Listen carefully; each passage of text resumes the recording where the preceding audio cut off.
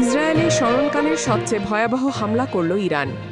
ইসরায়েলের মধ্যাঞ্চলে সোমবার ভোরে ইরানের হামলায় কমপক্ষে ৩ জন নিহত হয়েছে। জেরুজালেম পোস্ট, চ্যানেল 12 ও ওয়াইনেট নিউজের বরাতে আল জাজিরা এ খবর জানিয়েছে। ইরান থেকে নতুন করে ক্ষেপণাস্ত্র হামলা প্রতিহত করার কাজ চলছে বলে জানায় আইডিএফ। সিএনএনের এক খবরে বলা হয়েছে, ইসরায়েল একাধিক ক্ষেপণাস্ত্র শনাক্ত করেছে। বর্তমানে হামলা প্রতিহত করার কাজ চলছে বলে জানিয়েছে আইডিএফ। ইসরায়েলের উত্তরাঞ্চলের বন্দর নগরী হাইফায় আজ সোমবার ইরানের নতুন হামলায় 2 জন আহত হয়েছেন। নিখোঁজ রয়েছেন আরও 3 জন। ইসরায়েলের সংবাদ মাধ্যম কানের বরাতে এ তথ্য দিয়েছে আল জাজিরা।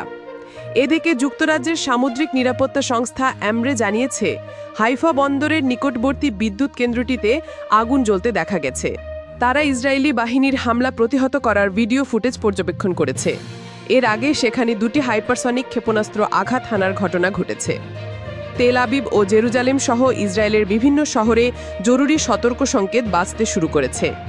ইসরায়েলি সেনাবাহিনী এক্সে দেওয়া এক পোস্টে বলেছে, বর্তমানে বিমান বাহিনী হামলা প্রতিহত করার পাশাপাশি পাল্টা হামলা চালানোর কাজ করছে।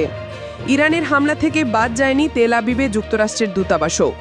ইসরায়েলে নিযুক্ত মার্কিন রাষ্ট্রদূত মাইক হাকাবি এক এক্স পোস্টে জানান, ইরান থেকে নিক্ষেপ করা ক্ষেপণাস্ত্র তেল আবিবে মার্কিন দূতাবাস ভবনের কাছে আঘাত হেনেছে। এতে দূতাবাস ভবনে সামান্য ক্ষতি হয়েছে।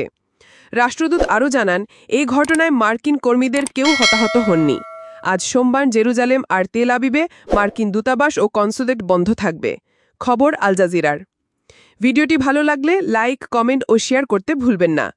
আন্তর্জাতিক বিশ্বের সকল খবর সবার আগে পেতে আমাদের চ্যানেলটিকে সাবস্ক্রাইব করে পাশে থাকা বেল আইকনে ক্লিক করুন।